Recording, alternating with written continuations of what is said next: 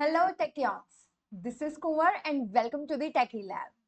आज हम करने वाले हैं NCERT exercise question answers. Yes, हमने प्रैक्टिस क्वेश्चंस तो कर लिए, लेकिन आज से हम करेंगे NCERT questions. I hope all of you are ready. So इसकी स्टार्टिंग होती है हमारी एमसीक्यू से and then we move to the numerical portion. So हमारा फर्स्ट जो एमसीक्यू है वो है, which one of the following materials can not be used to make a lens? Water, glass, plastic या फिर clay? Yes, well done. So clay is the answer, option D, clay. Clay क्या है? एक opaque object है, तो वहां से light pass ही नहीं होगी। ठीक है, तो उसको हम एज अ लेंस कैसे बना सकते हैं?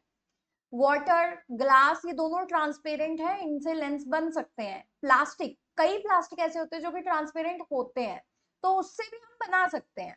बट क्ले वो कंप्लीटली क्या होता है? ओपेक होता है, जिससे लाइट पास ही नहीं होती है। Okay, needs to be transparent and clay is opaque, so they can, water, glass and plastics are all transparent and can be used to make lens while the clay cannot. Okay, so the next question is, the image formed by concave mirror is observed to be virtually erect and larger than the object. Virtual, erect, larger, concave mirror, सिर्फ एक ही case है जब ये possible होता है। अब वो बोल रहा है, वही केस पूछ रहा है, where should be the position of the object. तो सोचो, तो जैसे ही हम ऑब्जेक्ट को पास लेके आते हैं रियल एंड इन्वर्टेड तो बनती है, बट बिल्कुल लास्ट केस में जाके हमारे पास क्या बनती है? Virtual and erect. That means वो कौन सा केस होता है? जब हमारा ऑब्जेक्ट पोल एंड फोकस के बीच में पड़ा हो। So answer is option D here. Answer is option D. अब देखो, ऐसे क्वेश्चंस आने के बहुत चांसेस है, बट कैसे याद रखोगे? जब तक तुम्हें इमेज फॉर्मेशन ही नहीं पता, उसके केस नहीं याद होंगे, तुम आंसर ही नहीं कर पाओगे। वहां अगर तुम बैठ गए कि अच्छा मैं सारे ड्रॉ करके देखता हूँ, यही करते रह जाओगे तुम तो। ठीक है, तो इसको अच्छे से प्रैक्टिस करो। So this is the case, हमारा जब ऑब्जेक्ट पोल एंड फोकस के बीच में है, तब क्या बन रहा है? इमेज हमारी बिहाइंड द मिरर बन रही है। अब इस इमेज को देखो, ये क्या है? ये वर्चुअल है, ये इरेक्ट है एंड लार्जर है। देखो, इसका साइज इतना था बट ये एक्स्ट्रा, तो इनलार्ज। ठीक है, चलिए अब नेक्स्ट है, where should the object be placed in front of convex lens की बात हो रही है, ताकि हमें रियल इमेज मिले। अब देखो, कन्वेक्स लेंस में भी बहुत सारे केस थे। ठीक है, इसमें टोटल 6 केस थे, जिसमें से 5 तो हमारे रियल एंड इन्वर्टेड थे, एंड एक जो था वो वर्चुअल एंड डायरेक्ट था। अब हमें उसने एक जनरल केस दिया कि रियल इमेज। अब आगे बढ़ते हैं, of the size of object, मतलब जो साइज है वो इमेज का और ऑब्जेक्ट का वो क्या होना चाहिए? वो सेम होना चाहिए। अब ये सिर्फ एक ही केस है। मिरर की बात करें तो सेंटर ऑफ कर्वेचर है, लेंस की बात करें तो 2f1 या फिर c1। ठीक है, और ये 2f1 मतलब double of the focal length. तो आंसर क्या होगा? ए बी सी डी, क्या आंसर होगा? Yes, option B. ठीक है, at twice the focal length, twice the focal length mean centre of curvature ही हो गया। ठीक है, तो देखो क्वेश्चन को ध्यान से पढ़ो। अब आपको देख, जैसे मैं सोचती हूँ, मैं कोशिश करती हूँ कि मैं लिख सकूं आपके लिए, ताकि आपको पता लगे कि सोचना कैसे है। सभी का अपना सोचने का पैटर्न अलग अलग हो सकता है, बट कई बच्चे होते हैं जो कि उस पैटर्न में स्ट्रगल करते हैं। क्यों? क्योंकि शुरू से होती है स्पून फीडिंग। उस स्पून फीडिंग के चलते क्या होता है कि दिमाग खुद से कनेक्ट नहीं कर पाता वायर्स। तो अभी मैं कोशिश कर रही हूँ कि उन बच्चों को हेल्प कर सकूं जिनकी दिमाग की वायर्स अभी कनेक्ट नहीं कर पाती क्वेश्चन को देख के कि कैसे सोचना है, कैसे आंसर करना है। एंड बिलीव मी, एक दिन में नहीं होगा। ठीक है, एक दिन में नहीं होगा, मेरे साथ जुड़े रहो। ठीक है, मेरे साथ प्रैक्टिस करते रहो, बार बार अगर तुम वही चीज प्रैक्टिस करोगे, ठीक है, वही फंडा लगा के करोगे, बिलीव मी, जब तुम खुद से सॉल्व करोगे ना, कोई बुक उठा लेना, कोई भी मतलब कोई भी। ठीक है, अगर एक बारी चीज तुम्हारी एक पक्की होगी, फिर उसके बाद ही उठाना, लेकिन कोई भी बुक उठाओ, उसमें से क्वेश्चन खुद पढ़ो एंड उसका आंसर देखो। चाहे दिन में 5 क्वेश्चन करो, पर वो 5 के 5 ऐसे सोचो कि बाद में like you should be proud of your self, कि हाँ यार, आज मैंने ये नया सीखा, या फिर मैंने ये सीखा था, आज मैं उसको अप्लाई कर पाई।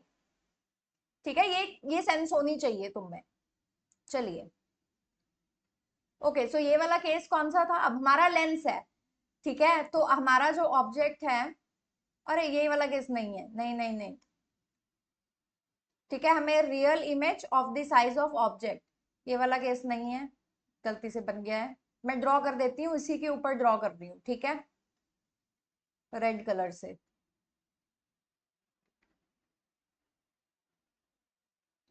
हमारा जो ऑब्जेक्ट है वो है यहाँ पर, तो ये ऐसे गई।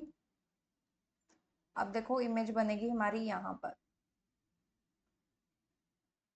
ये रही तुम्हारी, ठीक है, ये है तुम्हारी डायग्राम, जो यहाँ पर दी है वो नहीं है, ठीक है। अब ये ऑब्जेक्ट है ए बी, तो इमेज है तुम्हारी बी डैश ए डैश। अब ये क्या है? रियल है, इन्वर्टेड है, और क्या है? सेम साइज, ठीक है, और एट 2f2 यहाँ पर बन गई। ओके, इसको ठीक कर लेना और इसको ड्रॉ करना है। ऐसा नहीं है कि तुम ड्रॉ नहीं करोगे, जितने भी केस एमसीक्यू में भी हम कर रहे हैं ना, उनको ड्रॉ करो, तुम्हारी यहीं पे प्रैक्टिस हो जाएगी। ओके, चलो नेक्स्ट क्वेश्चन। अब वो बोल रहा है spherical mirror and a thin spherical lens. एक स्फेरिकल मिरर है, एक थिन स्फेरिकल लेंस है, they each have a focal length of -15 centimetre. Mirror and the lens are likely to be, तो ये क्वेश्चन हमने पहले भी डिस्कस किया है, ठीक है। अब तुम्हारे पास इसका आंसर है option A, that is both concave. मैंने बताया था कि फोकल लेंथ कनकेव मिरर हो चाहे कनकेव लेंस हो, वो नेगेटिव रहेगी।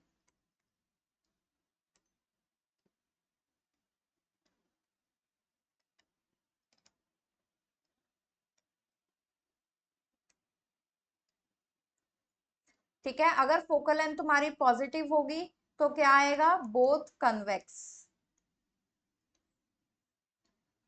ओके, तो देखो एक ही क्वेश्चन से अभी दो क्वेश्चन बन गए, तो ये चीजें भी तुम्हें सोचनी सीखनी पड़ेगी, ठीक है, कि एक ही क्वेश्चन में से और क्या क्या पूछा जा सकता है। ऑप्शंस को देख लो, हो सकता है कि आपको एक स्फेरिकल मिरर और लेंस दिया है, एक की फोकल लेंथ पॉजिटिव दे दी है, दूसरे की नेगेटिव दे दी है, ठीक है, तो जो पॉजिटिव वाला है वो कन्वेक्स है, चाहे फिर वो लेंस हो या मिरर हो। जो दूसरा वाला है जिसकी नेगेटिव है वो फिर कनकेव होगा, चाहे फिर वो लेंस हो या मिरर।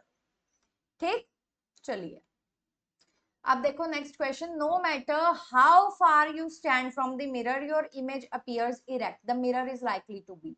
अब देखो अगर हम कनकेव की बात करते हैं तो कनकेव में हमारे पास real and inverted and virtual and erect दोनों केस बनते हैं। लेकिन जब हम बात करते हैं हमारे कन्वेक्स की, तो इसमें वर्चुअल एंड इरेक्ट सिर्फ यही केस है, और उसमें दो ही केस है, इसमें टोटल 6 केस है, ठीक है। तो इसका आंसर क्या है? अगर मिरर पूछ रहा है then it's going to be convex. पर देखो ऑप्शंस में उसने प्लेन मिरर भी बोला है, तो प्लेन मिरर में भी तो यही होता है, अगर तुम ऐसे खड़े हो तो तुम्हारी इमेज भी ऐसे ही खड़ी है, सेम साइज की है, एंड ये जो तुम्हारी इमेज है ये क्या होती है? वर्चुअल होती है। तो मतलब plane mirror and convex mirror ये दोनों इसके आंसर है, तो ऑप्शन डी इसका सही होगा, ठीक है, option D would be the correct answer here, option D. Okay, अगर वो रियल एंड इन्वर्टेड कह रहा है देन इट्स कनकेव, वो सिर्फ कनकेव नहीं होगा, तो उसका आंसर होगा बी, ओनली कनकेव। ठीक, चलिए, अब देखो next. Which of the following lenses would you prefer to use when reading small letters found in the dictionary. अब डिक्शनरी के लिए वो बोल रहा है तुम कौन सा लेंस यूज करोगे? मैग्नीफाइंग लेंस यूज करोगे, तो वो कौन सा है? वो है कन्वेक्स, राइट। अब कन्वेक्स लेंस में भी तुम्हारे पास इन्होंने बी ऑप्शन हटा दो एंड डी ऑप्शन हटा दो। अब सोचो ए आंसर होगा या फिर सी आंसर होगा, बताओ। फर्क क्या है इन दोनों में? एक की फोकल लेंथ ज्यादा है दैट इज 15, एंड एक की फोकल लेंथ कम है दैट इज 5। तो अब आपको याद होगा कि अगर कन्वेक्स लेंस है ना, तो उसकी जितनी कम फोकल लेंथ होगी तो तुम्हारे पास मतलब उतना ज्यादा मैग्नीफाई तुम उसको कर पाओगे, है ना। तो तुम्हारा आंसर है ऑप्शन सी, ठीक है, option C. Shorter focal length हमें चाहिए फॉर मोर मैग्निफिकेशन, ठीक है, बड़ी अगर तुम्हारे पास ज्यादा रहेगी फोकल लेंथ तो तुम्हारी मैग्निफिकेशन उतनी कम होगी। ओके, तो ये एक्सप्लेनेशन है। Convex lens of focal length 5 centimetre, shorter focal length provides greater magnification, इसलिए हम शॉर्टर फोकल लेंथ का यूज कर रहे हैं। ओके, चलिए नेक्स्ट, अब देखो next, we wish to obtain an erect image चाहिए ऑब्जेक्ट की यूजिंग कनकेव मिरर।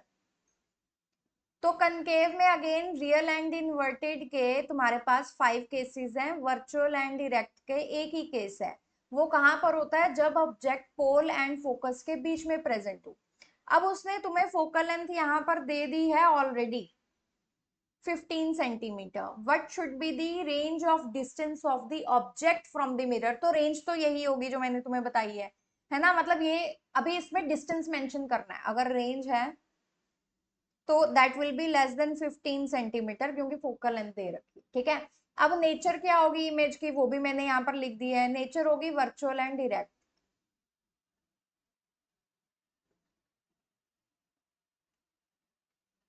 ठीक है। वो बोल रहा है इज द इमेज लार्जर और स्मॉलर देन ऑब्जेक्ट? तो जो इमेज है वो तुम्हारी क्या होगी? लार्जर होगी, क्योंकि कनकेव है, ठीक है। अगर कन्वेक्स होता तो स्मॉलर होती, कनकेव में हमेशा लार्ज बनती है, तो enlarged image is formed.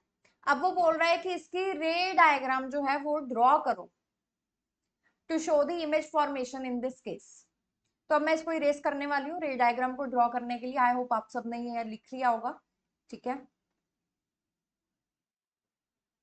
Okay, ये है मेरे पास मेरा कनकेव मिरर,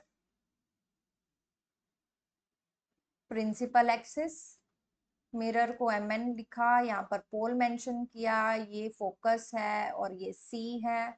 ऑब्जेक्ट मेरा यहाँ पर पड़ा है,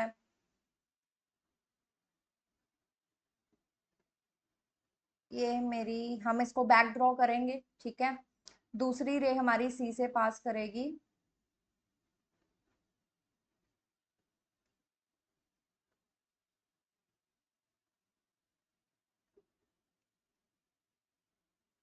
ये भी डॉटेड ही बनानी है तुमने इमेज, ठीक है।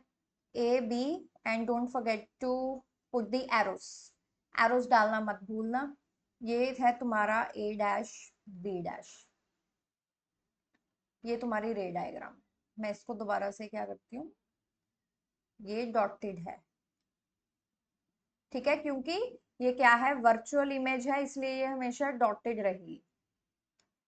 अब ये वाली जो लाइंस है ये भी तो वर्चुअल है, मिरर के पीछे बन रही हैं, तो ये भी डॉटेड रहेंगी, ठीक है। जो एक्चुअल रेज हैं वो क्या रहेंगी? वो जो रियल है वो क्या रहेंगी? वो सॉलिड लाइंस रहेंगी,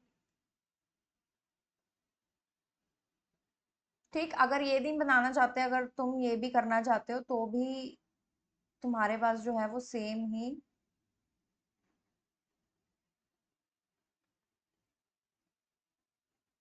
तुम्हें टू रेस चाहिए ना, ये थर्ड रे है। अगर तुम ऐसे भी बनाना चाहते हो तो भी वो सेम ही, देखो वहीं से पास करेगा, सेम ही तुम्हारे पास इमेज में। Okay, so here is your answer. देखो यहाँ पर इन्होंने ये वाली दो यूज की हैं, ठीक है, मैंने ये यूज की थी, ये वाली, ठीक है। कोई भी दो, any two rays are enough, ठीक है, कोई गलत नहीं करेगा। यस,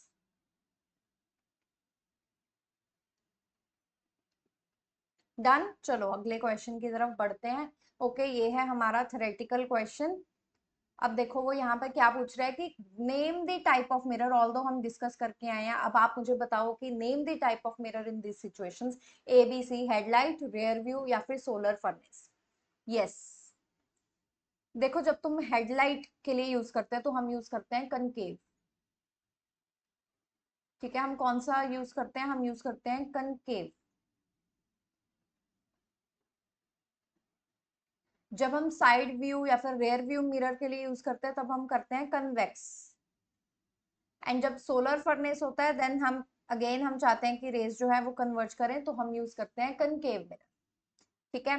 तो सबसे पहले हेडलाइट के लिए कनकेव मिरर यूज कर रहे हैं, क्यों? क्योंकि वो एक स्ट्रॉन्ग पैरेलल बीम जो है वो छोड़ता है, ठीक है। हमारा जो बल्ब है वो यहाँ पर होगा, ठीक है, उससे रेज ऐसे जाएंगी and then they will just move parallel, ठीक है। सो दैट्स व्हाई हम कनकेव मिरर को यूज करते हैं। ये आंसर है, इनको लिख लेना खुद से, ठीक है, इनको प्रैक्टिस करना। ऐसा मत करना कि आज मेरे लेक्चर में ये चीज देख ली तो ठीक है, अभी तुम कोई और बुक उठा रहे हो, कोई और चीज देख रहे हो एंड कोई नई चीज पढ़ने लग गए हो। जब तक जो मैंने अभी तक आपको ये सीरीज आपको पूरी की पूरी दी है चैप्टर की, पूरी सीरीज देखो, और अगर आपको पूरी की पूरी सीरीज पानी की तरह याद हो गई है, then go to next things. Okay, अगर अभी भी इसमें स्ट्रगल कर रहे हो, नहीं याद रह रही, आंसर फॉर्मेशन में दिक्कत आ रही है, इसी को प्रैक्टिस करो, ठीक है। ये बहुत कंटेंट है ये, ठीक है, इसको अगर पक्का कर लोगे तो सब हो ही गया एक तरह से, ठीक है। आपको सोचना सिखा दिया, अगर कुछ नया भी आता है you will be able to handle it. चलिए नेक्स्ट, नेक्स्ट इज साइड और rear view mirror of a vehicle. अब इसमें हम यूज करते हैं कन्वेक्स मिरर। कन्वेक्स मिरर क्यों? क्योंकि हम चाहते हैं कि हमें हमें पीछे का जो ट्रैफिक है वो अच्छे से दिखे, और सिर्फ ऐसा नहीं है कि वो ट्रैफिक सिर्फ इतने के पोर्शन का दिख रहा है, छोटे पोर्शन का, हम चाहते हैं कि पूरा वाइड व्यू मिले, है ना, ताकि हमें पता लगे कि कौन ओवरटेक करना चाह रहा है क्या नहीं है, ठीक है। कार्स भी अपने आप में बात करती हैं, है ना। So convex mirrors are curved outward and allow drivers to see wider field of view, ठीक है। तो जो इमेज बनती है वो वर्चुअल एंड इरेक्ट बनती है, एंड जो इमेज बनती है ना, वो याद रखना वो डिमिनिश्ड बनती है, तभी तुम्हें एक वाइडर व्यू मिलता है। वरना तुम सोचो कि इतने से मिरर में तुम्हें इतना बड़ा व्यू कैसे मिल सकता है। अदरवाइज तो तुम्हें सिर्फ एक बंदा खड़ा हुआ दिखाई दे, यहाँ पे मुश्किल से चेहरा देख पाते हैं, ठीक है। हमें इतना बड़ा वाइड व्यू क्यों मिलता है? क्योंकि ये नॉर्मल मिरर ना होके ये कन्वेक्स मिरर होता है। ओके, चलिए। अब next is solar furnace. Solar furnace में हमें क्या चाहिए? ज्यादा से ज्यादा हीट प्रोड्यूस हो ताकि हम कुकिंग कर सके।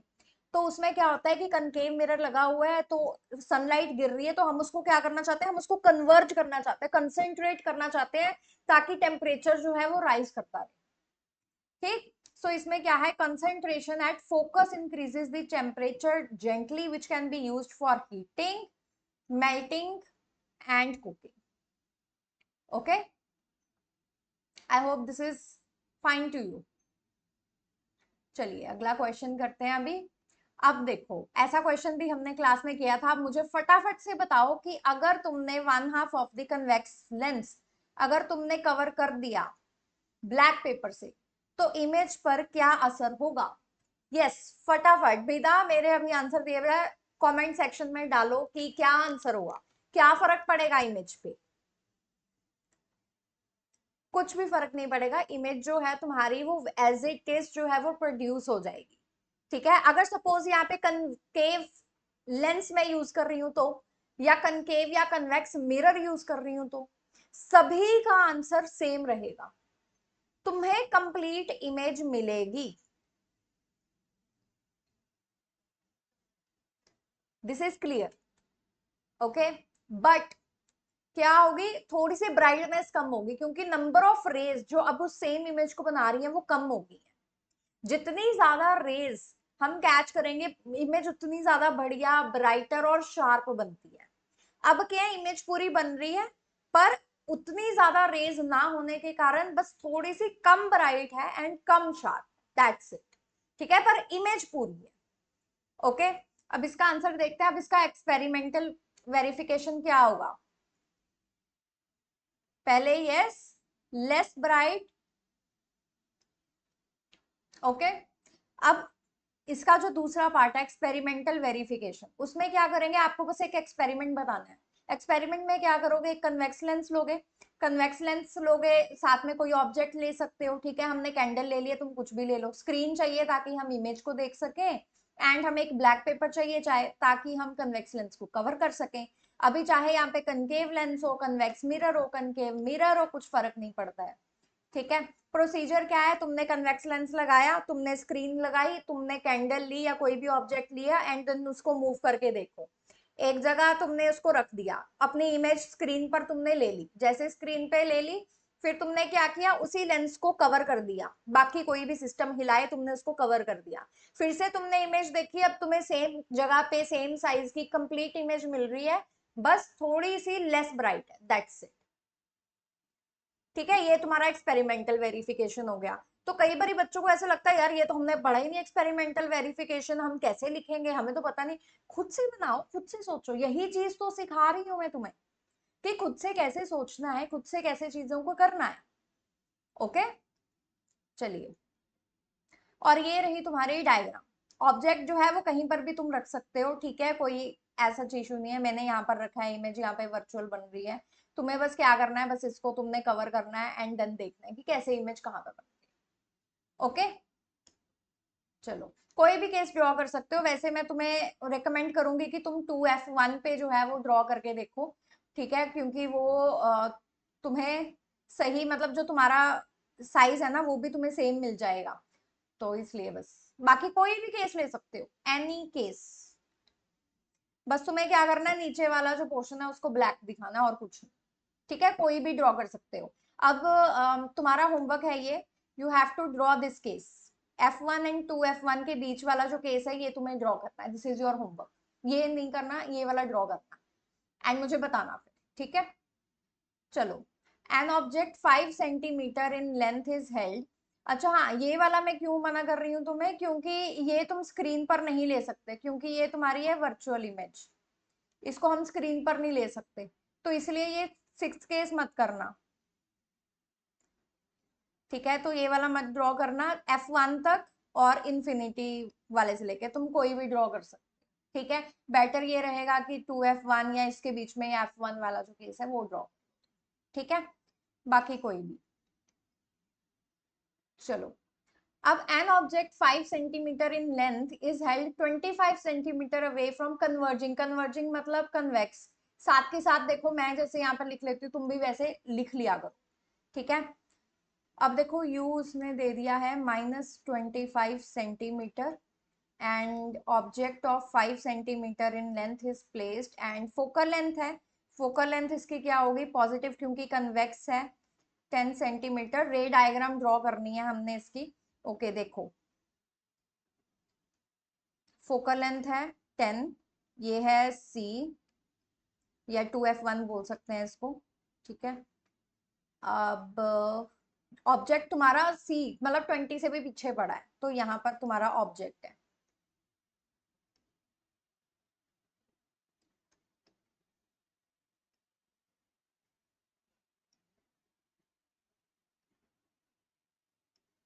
तो देखो तुम्हारे पास क्या बनी है, छोटी इमेज बनी है, ठीक है, रियल एंड इन्वर्टेड है, ठीक है, ये तुम्हारे पास इमेज होगी। अब तुम्हें अंदाजा लग गया कि जो V है वो क्या आना चाहिए, वो आना चाहिए पॉजिटिव। क्यों निकालना है, क्योंकि find position, size and nature, रे डायग्राम भी ड्रॉ करनी है। तो चलो अभी पहले V निकालते हैं। U है हमारे पास -25 सेंटीमीटर, F है हमारे पास +10 centimetre. So 1/f is equals to 1/v। Lens है तो -1/u, 1/v is equals to 1/f plus 1/u। 1/v is equals to 1/10 plus 1/-25. So 1/v is equals to 5 minus 2 divided by 50, that is 3/50. That says v is equals to 50 by 3 centimetre, या फिर इसको हम 16.67 centimetre भी बोल देते हैं, ठीक है। ये आ गया तुम्हारे पास v, जो कि क्या आया, पॉजिटिव आया है, तो हमारा लेंस के राइट साइड पे इमेज बन रही है, तो हमारा जो बात जो हमने कही थी वो जस्टिफाइड है।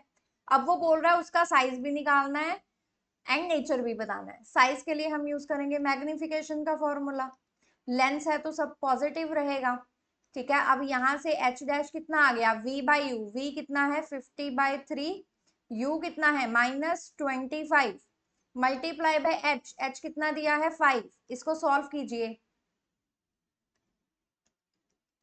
कितना आ गया 3.33 -3.33 centimetre is the answer here. ये तुम्हारा कितना है, ये आया साइज ऑफ द इमेज।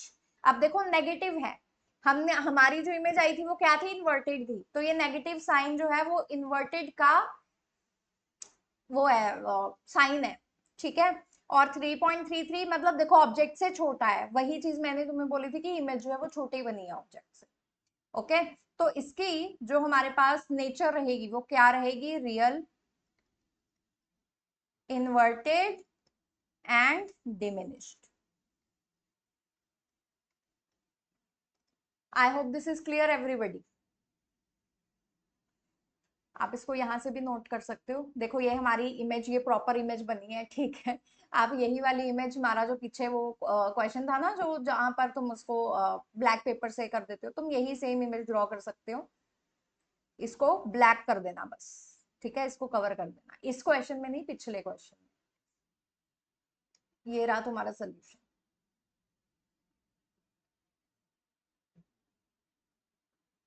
ठीक है, वी आ गया हमारे पास। सबसे पहले हमने क्या यूज किया है, लेंस फॉर्मूला यूज किया है। एंड देन हमने क्या किया है, हमने मैग्निफिकेशन का फॉर्मूला। जब एक बारी पूरा सॉल्व कर लिया ना, एक बारी क्वेश्चन दोबारा से रीड कर लेना कि क्या तुमने सारी चीजें टिक कर ली हैं, जो जो उन्होंने बोला है आंसर देने के लिए, क्या वो तुमने सब लिख लिया है। मेरे साथ क्या हुआ था, एक मेरी 12th के एग्जाम में ही मैथ्स का पेपर था ना, तो उसमें एक वैल्यू बेस्ड क्वेश्चन आता होता था। तो लास्ट में ना तुम्हें, बस मैंने सारा सॉल्व कर लिया, लास्ट में ना एक क्वेश्चन तुम्हें लिखना होता है कि लाइक तुम्हें क्या इससे सीखा, या कुछ ऐसे करके क्वेश्चन होता है, 1 मार्क का ही होता है वो। मैंने सारा क्वेश्चन सॉल्व कर लिया, फटाफट से मैं अगले क्वेश्चन की तरफ चली गई, मैंने ये लाइन नहीं लिखी, जिसकी वजह से मेरा 1 मार्क जो है वो डिडक्ट हो गया। उस वक्त तो मुझे समझ में नहीं आया, जब रिजल्ट आया मैं देखूं कि टॉपर्स लोग तो कैलकुलेट कर लेते हैं ना कि यार इतने आने चाहिए या फिर इतने बनते हैं, है ना। तो मैं देखूं कहाँ कट गया, कहाँ कट गया, एंड देन सडनली मैं सो रही थी, सोते सोते मुझे हिट हुआ कि ओ, यहाँ कट गए हैं मार्क्स। मुझे बाकी के मार्क्स नहीं कटे दुखे इतने, जितना मुझे ये दुखा। ठीक है, तो ऐसी गलती तो मत करना। So that was it for today. I hope आपको आज का लेक्चर अच्छा लगा, and do support us by liking this video, subscribing to the channel and share it with your friends. Thank you so much, and I'll see you in the next class with more NCERT exercise questions.